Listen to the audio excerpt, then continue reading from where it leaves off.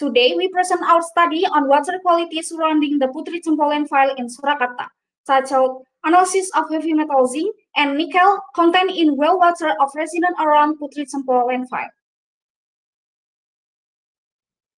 The Putri Cempolen file, operating since 1980, has extended its lifespan and is severely over capacity.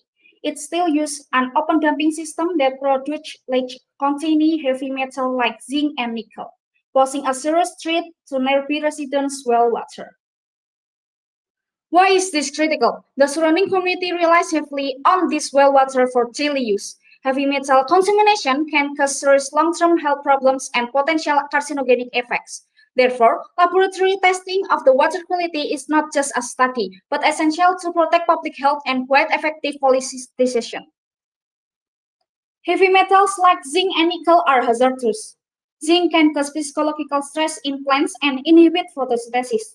Nickel is highly toxic even at low concentration, linked to the respiratory irritation and potential carcinogenic effect in humans.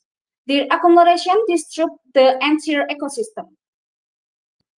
Our study aims to quantitatively analyze zinc and nickel concentration in the landfills monitoring well water.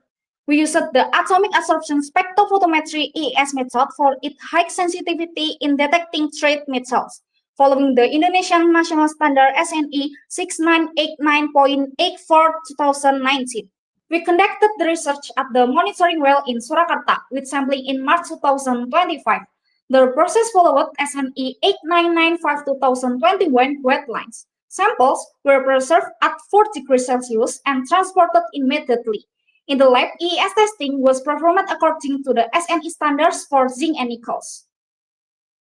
Our key findings show zinc at 3.2825 mg per liter and nickel at 0.1512 mg per liter, far exceeding clean water standards of 0.05 mg per liter for zinc and 0.02 mg per liter for nickel.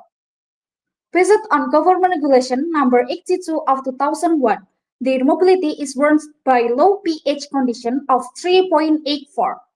So, this result confirms that the well water near Putri Cempo is unsafe for use. High zinc and nickel levels pose serious health risks and disrupt the local ecosystem. The study highlights the urgent need for mitigation and supports further research on the public health impacts of heavy metal exposure in groundwater. In conclusion, the well water is contaminated with zinc and nickel far above clean water standards due to open dumping nature. We strongly recommend two main actions. First, regular monitoring of all well water. Second, the immediate application of remediation technologies such as phytoremediation and absorption. This study provides a scientific basis for effective policies on environmental and public health protection around landfill. That concludes our presentation. Thank you for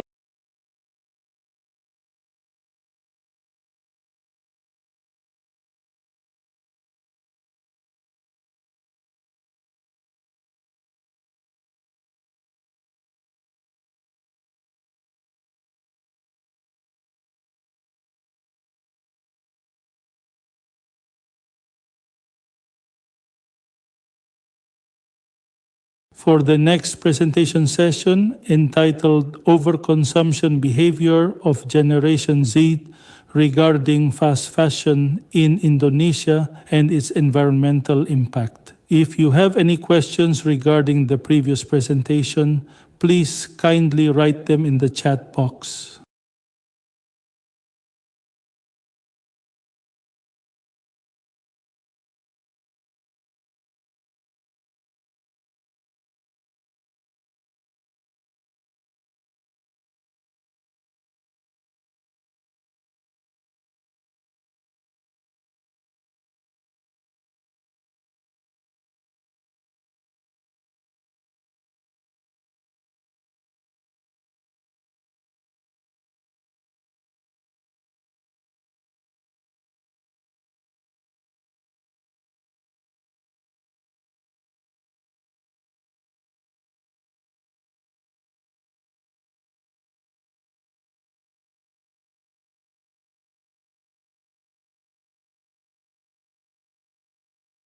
Hello everybody, my name is Priskatus Hermanto Chandra from Bina Nusantara University.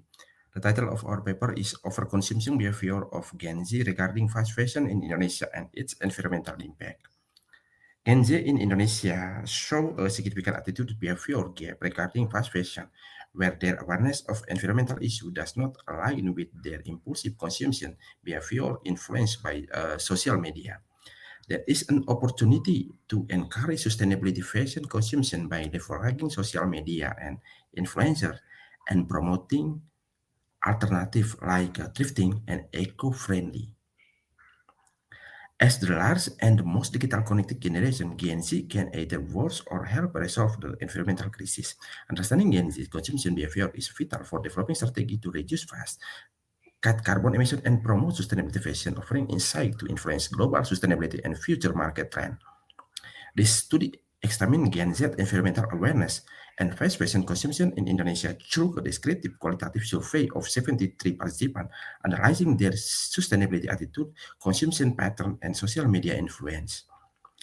The study surveyed 73 respondents aged 15 to 18, assessing their fashion purchase habits, impulsive buying, social media influence, and awareness of fast fashion environmental impact. The thematic analysis revealed consistent pattern in Generation Z fast fashion behavior and provided insight into the psychological, social, and environmental factors influencing them. Social media, especially Instagram and TikTok, influence 76.7% of respondent fashion choice with FOMO and social validating driving impulsive buying. The study enriched research and sustainability consumption by revealing factors driving Gen Z fast fashion overconsumption and offering strategy to close the attitude behavior gap, leveraging influencer and tailoring sustainability messaging to Gen Z's digital lifestyle can drive more sustainability choice by addressing psychological and social factors. The study enriched research and sustainability consumption by revealing factors driving Gen Z fast fashion, overconsumption, and offering strategy to close the attitude behavior gap. The research finding will inform the development of educational strategy, policy intervention, and market-driven solution aimed at promoting responsibility fashion consumption. By focusing on the role of social media and influencing, the study highlights the potential for value-based marketing to inspire ethical consumption choice among younger generation. Okay, everybody, thank you for your attention for our paper.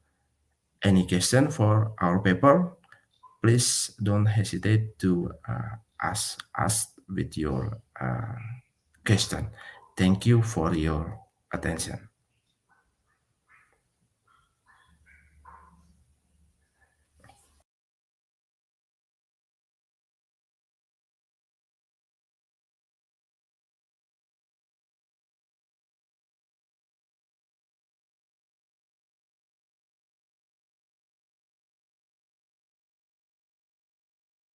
For the next presentation session entitled Association Between Climate Fluctuations and Dengue Fever Outbreaks in Surakarta 2023 to 2024. If you have any questions regarding the previous presentation, please kindly write them in the chat.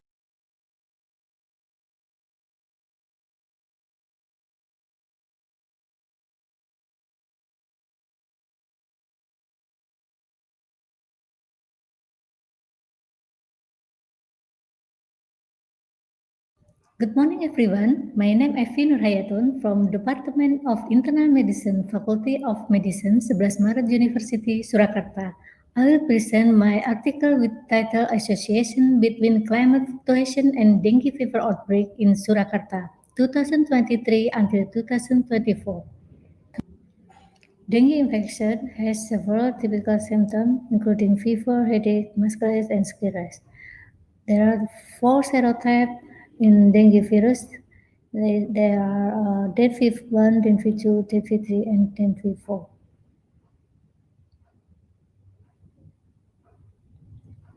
Climate change impacts temperature, humidity, and rainfall. It has a substantial impact on the Aedes aegypti mosquito life cycle. and transmission of the dengue virus. We hope that the finding of this study could potentially be used a reference in dengue. The study used ecological research design or correlation the study to investigate the association between climate fluctuation and dengue fever outbreak in Surakarta city from 2023-2024. The data was analyzed using univariate and bivariate analysis and also with correlation tests. And the result from figure 1, an increase in rainfall and the dengue fever case also increased in 2023 and 2024. From figure 2, the average temperature in 2023 also increased. From the figure 3, the average air humidity in Surakarta and dengue fever case also increased in 2024. The finding of the person correlation test between rainfall, air temperature, and humidity and the incidence of dengue fever in Surakarta showed the significant with a p-value. This study showed a significant association between rainfall and dengue fever case in Surakarta. There are the same study from Triwahyuni et al. Finding indicated a fairly strong and positive relationship between rainfall and dengue fever case in Bandar Lampung City. The study found a significant association between air temperature with dengue fever outbreak in Surakarta with a p-value 0.01. Temperature plays an important role in the dengue virus transmission cycle. The increased temperature reduces egg. The study identified a strong relationship between air humidity and dengue fever outbreak in Surakarta. High humidity in the air is strongly associated with dengue fever. Humidity is essential for the survival, habitat creation, and reproductive cycle of Aedes. And the conclusion, rainfall temperature and humidity are associated with dengue fever outbreak in Surakarta. Climate change have an impact on the majority of dengue fever cases, but they are not absolute. They can be impacted by other factors. More research is needed to identify other factors that influence the incidence of dengue fever. Thank you.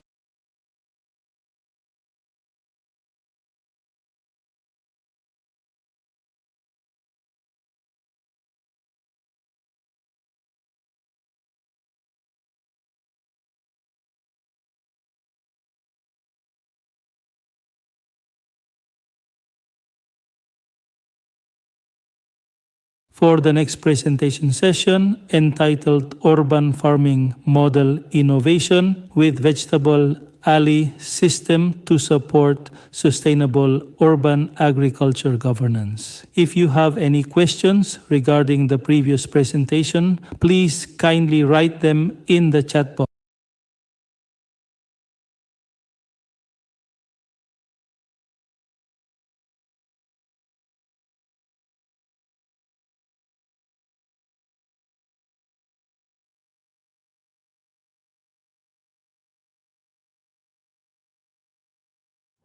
Hello everybody, my name is Ratna Wulandari from Universitas Muhammadiyah Yogyakarta.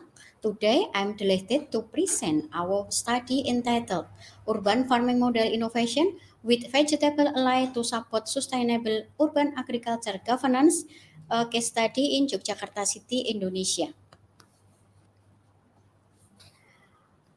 For the research program, rapid urbanization and population growth have significantly reduced agriculture land in urban areas. The key question we ask in this study is how is the management of vegetable ally as an urban agriculture model innovation to support sustainable urban agricultural governance in Yogyakarta City. So, for the research opportunities, the first, utilization of narrow urban land. Second, empowerment of women farmer group. And the third, technology and innovation development.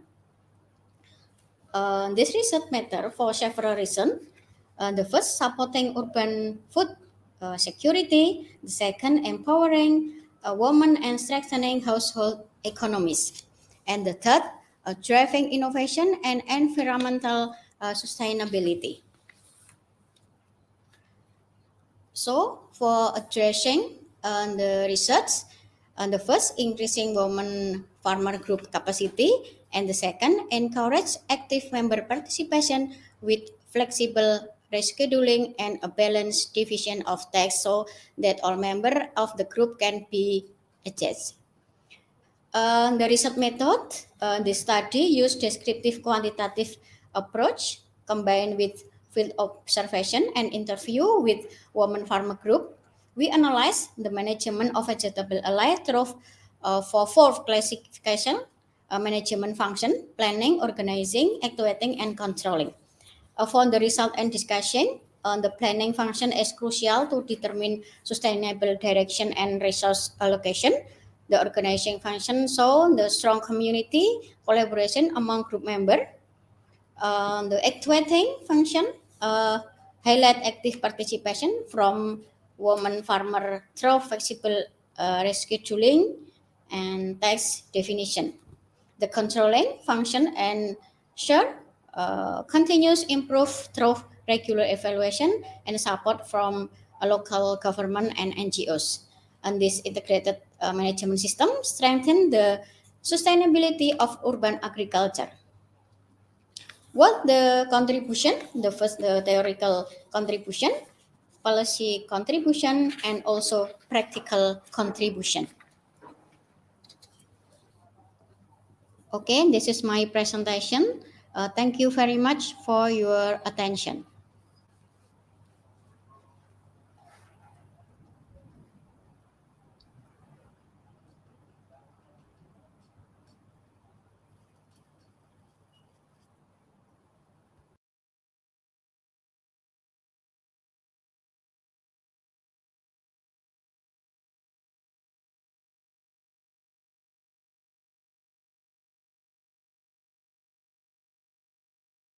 For the next presentation session entitled Climate Adaptive Vertical Settlement for Flood-Prone Areas in Central Java.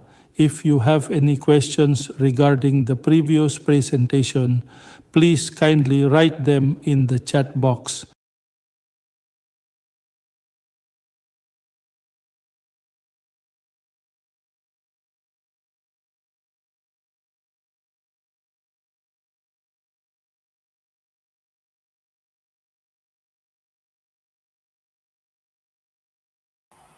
Introducing our study Climate Adaptive Vertical Settlement for Flood-Prone Areas in Central Java. This research is a collaboration from the Architecture Department ITN Malang, Indonesia by Sylvia, Maranatha, and Hamka. This explore innovative, sustainable housing solutions that adapt to coastal flooding challenges in Central Java. Coastal flooding is a serious problem in Demak Regency, Indonesia, caused by rising sea levels, land subsidence, and global warming. In Sayung district, 10 villages are severely affected as land continues to sink each year. Communities struggle to adapt, turning once productive agriculture and industrial areas into flooded coastal zones. Amid rising tides and worsening floods, opportunities emerge to rethink how communities live. This project explores an optimal design that allows settlements in Demak, Central Java to adapt to flooding, creating vertical villages rooted in local culture by preserving social interactions and the natural environment. Why does it matter? Because sustainable architecture shapes how people and nature coexist. In flood-prone Demak, every design choice can protect lives, preserve culture, and restore balance with the environment. By applying sustainable principles, the vertical village becomes not just a building but a resilient future for the community. The study addresses the housing challenges of low-income coastal residents through the locality design method, analyzing daily activities and existing conditions. The proposed vertical village offers a sustainable, land-efficient, and affordable solution to coastal flooding and slum issues, transforming vulnerable areas into resilient communities. Located in flood-prone Sri Wulan village Demak, this 15,000 square meters site housed a climate-adaptive vertical housing design, integrating homes, shops, schools, and communal spaces to preserve village life while ensuring safety and sustainability against coastal floods. The design introduces a climate-adaptive vertical village in Sri Wulan Demak, combining green roofs, reflective materials, and solar energy to reduce flooding impacts. improve comfort, and strengthen communities' resilience while keeping local culture alive. This design makes a real difference for coastal communities by integrating a waste still structure above ground level to prevent flooding. Triangular shaped embankments around the site will minimize water intrusions, and infiltration wells protect homes from floods while enhancing daily comfort. This design strengthens climate resilience in coastal communities. The vertical village in Sri Wulan Demak blends sustainable architecture with local culture using modular, recycle, and flood-resistant systems as a model for future climate-adaptive housing. In conclusions, the climate adaptive vertical village represent resilience to climate change and flooding, creating sustainable, inclusive, and future-ready living for coastal communities. Thank you for watching and feel free to contact us via the email on the slide.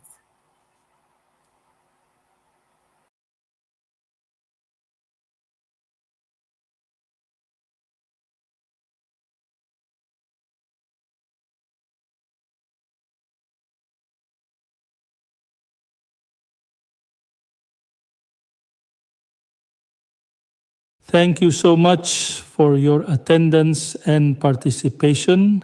We will now have a 15-minute break. The next session is session 2, will begin at 3:50 p.m. Indonesia Western Time. See you after the break.